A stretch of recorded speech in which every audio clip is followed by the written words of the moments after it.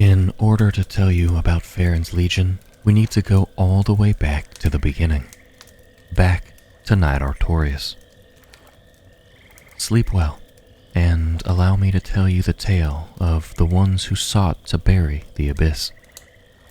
And be sure to hit the join button next to the subscribe one to learn how you can get these sleep videos completely ad-free. Of course, if you know anything about Dark Souls, then you've heard the tales of brave Artorius the Abyss Walker, the hero who fought and traversed the abyss to save Ulasil and the world. But it wasn't really that simple, and it wasn't really Artorius. It was in fact us, or the chosen undead, who accomplished the great deeds. But it would be Artorius' name that would forerun these tales. For good reason, though. The world needed the name and face of a hero. The world needed an example. And that example would be the very foundation that Farron's Legion was built upon. Now, Artorius didn't just become the Abyss Walker through acts of grandeur. No, his ability to freely traverse the abyss was bought with a price. The Covenant of Artorius reads, "This ring symbolizes Knight Artorius' covenant with the beasts of the abyss. Its wearer, like Artorius himself, can traverse the abyss. So it was a pact made with the beasts of the abyss that allowed Artorius to walk it. Now, I've often pondered on who these beasts of the abyss were. The abyss has been around for quite a long time, and I never thought it was the tainted beasts of the abyss that made a pact with Artorius, the one person in the world dedicated to slaughtering their kind. I don't think it makes sense for them to give their enemy the ability to come into their home. Then I thought maybe it was Koth. He dwells in the abyss and is always up to his primordial serpent manipulative ways. He could have given Artorius this ability, but that still didn't quite add up to me. Because, again, Artorius was constantly hunting down Koth's dark wraiths and killing them. And sure, maybe he knew that eventually Artorius would succumb to the abyss, and simply wanted to streamline the process. It is a possibility, I suppose, but not every creature or beast we see in the abyss was evil or corrupted. In fact, we even see a good friend of Artorius is there, and they even help lead us to the stranded Sif. The Cat Covenant ring reads, "Ring granted to those bound by the Forest Hunter Covenant. The white cat Alvina speaks a human tongue and has lived since the early age of fire. Alvina was a trusted friend of Knight Artorius and Great Wolf Sif. Now, there isn't a specific requirement known that makes a creature or beast of the abyss, but I imagine being able to be in it is likely a prerequisite. Now, wouldn't it make more sense that Artorius' covenant was built upon a pact made with a trusted friend, as opposed to his enemies?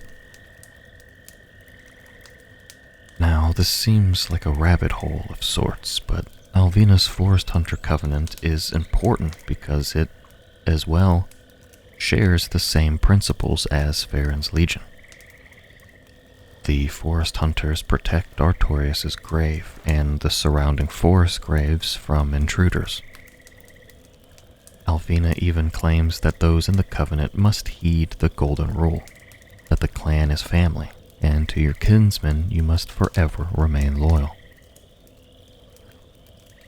And so when the forest and the resting spots of its heroes are threatened, those in the Forest Hunters clan are summoned to defend it. The Watchdogs of Farron's Sigil reads, ancient medallion depicting the crest of a wolf symbolizes the pact with the old wolf of Farron. The watchdogs ensure that the warriors sleep in serenity by taking the form of loyal spirits and hunting down those who would trespass the woods of Farron. So the parallels here are quite apparent, and it's certainly more interesting while entertaining the idea that Alvina granted Artorius the ability to walk the abyss. Which would mean that Alvina laid the foundation for everything that Farron's Legion is. Also, consider this. While item descriptions describe Alvina as a white cat, we can clearly see she's more gray-colored or iron-colored.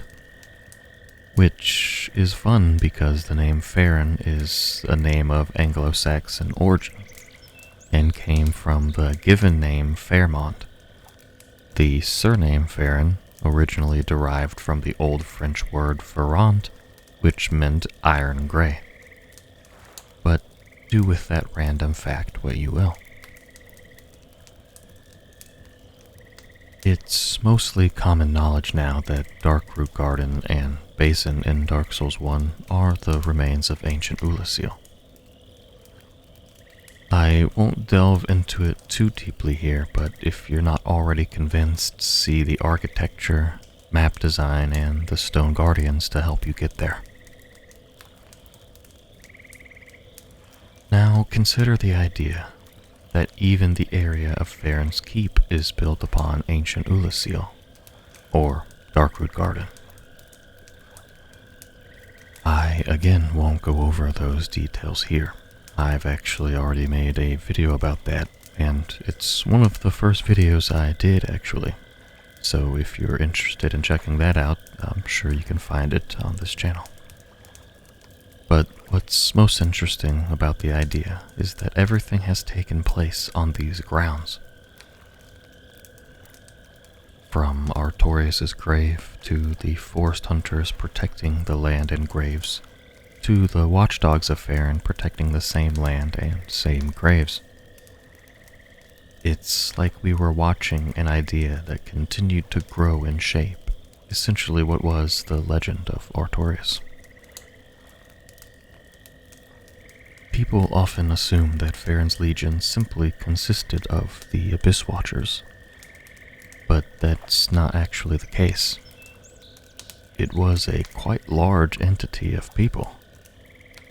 Though, to be fair, the Abyss Watchers were easily their most formidable warriors, and those most connected with the blood that connected them all, and likely the face of the Legion. The soul of the blood of the wolf, which is dropped by the Abyss Watchers, reads, Soul of the blood of the wolf. The blood was spread amongst the Abyss Watchers, and their souls are one with the soul of the Wolf-Blood Master. Now, this almost portrays the Abyss Watchers as some sort of hive-minded group, but that's a completely different topic for a completely different day. But they bore the legacy with the Wolf's Blood Master, and not only share this bond in blood, but share its soul. You already are likely thinking that Artorius is the Wolf Master, and you'd be correct. But let's go ahead and confirm it anyway. The Wolf Knight's Greatsword, transposed from the soul of the blood of the wolf, reads, Great sword of a knight tainted by the dark of the abyss, and master of the wolf's blood of Farron. The Wolf Knight was the first Abyss Watcher, and his sword is more punishing against creations of the abyss.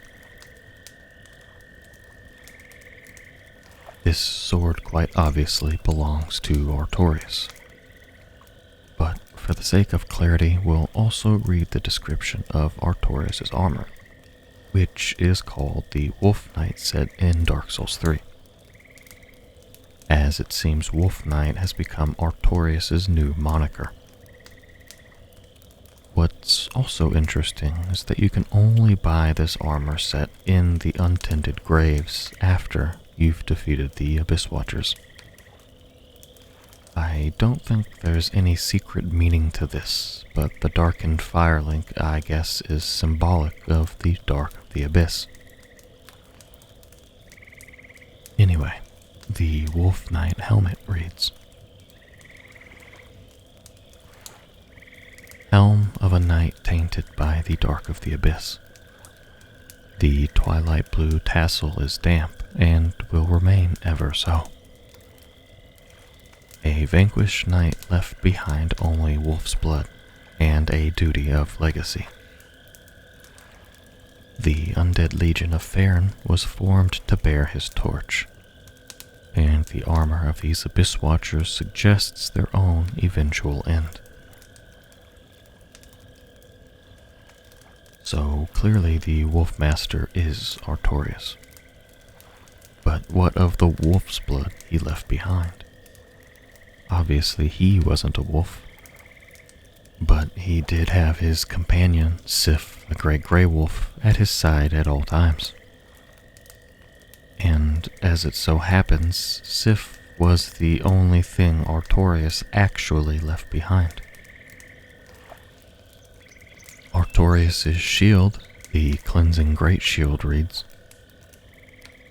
The steel great shield used by the knight who succumbed to the abyss. Artorius, deeply scarred by the abyss, used this to form a barrier to protect his compatriot Sif. So Sif's blood is the blood that Artorius, the Wolfmaster, left behind. And so while Farron's legion was formed to continue Artorius' legacy, they built it upon Sif's blood. Now, that's not to say they went and slaughtered the wolf for her blood, but it is canonical that the chosen undead slays Sif to retrieve the Covenant of Artorius. So it's likely that, especially considering how close to all of this Alvina and her forest hunters were, and not just close ideologically, but physically close, that they went to Sif's corpse and collected her blood. I'm not entirely sure how they used the blood to connect their souls, but I'm just going to assume some sort of magic. As I said earlier, though, Farron's legion wasn't just comprised of the Abyss Watchers. No, it was a mass of people, likely from all different backgrounds and nations, brought together in a single cause. A majority were probably from Ulasil, given the location and the fact that they had a front row seat to the destruction of their homes. But the influence of Farron's legion reached far and wide. In fact, they even boasted a powerful sorcerer. The Crystal Hale Sorcery description reads, Unique sorcery developed by extraordinary preacher twins known as the Crystal Sages. In a pact said to have been formed long ago, one of the sages allied with the Undead Legion in order to train the sorcerers of Farron. The Crystal Sages were even the successors of the Great Big Hat Logan, one of the most prolific sorcerers of all time. And one of these Crystal Sages went on to tutor the Legion and their sorcerers to further strengthen their arsenal against the Abyss. The sage would develop and refine several sorceries specifically for the Legion, and compile them into the sage's scroll, including the Farron Hale sorcery, which was initially created by the daughter of the leader of the Legion's acolytes, the Xanthus scholar Hale. But still, the Legion wasn't just Abyss Watchers and wizards. It boasted a great many warriors, including the people who would one day become the corrupted Grus we see within the festering woods. The rotten Gru dagger reads, choice weapon of the blunt-horned Grus, descendant of the acolytes of Farron Keep. The rancid blade is drenched in rotten waste, making it acutely poisonous. Now, I'm not sure in what exact manner the Grus are corrupted. There could be an argument made that they look similar to the abyss-corrupted bloatheads that we see in Ulasil. Or perhaps they became corrupted when the wolf's blood dried up and the woods began to fester. But corrupted or not, it seems that not even their duty or loyalty has wavered, as they still defend their home and would seemingly still fight against the abyss. And I think further evidence is the Gru barring the way to the Abyss Watchers against Dark Wraiths, who were Artorius' prey and mortal enemies. So I imagine there was no love lost between the two groups over the centuries. But that isn't all of the people comprising of Farron's Legion. Even their followers had followers, and by that I mean the Farron followers. The follower armor says, armor worn by the Farron followers. When a warrior of Farron fell to the abyss, the tall, lean followers, with their hollowed eyes, quietly appeared in groups to hunt them down. Farron and its watchers fell to ruin, but the followers survived as a wandering pack of hollows. So dedicated was the fight against the abyss, there was a unit comprised of those who would hunt down their own kin who had fallen to it.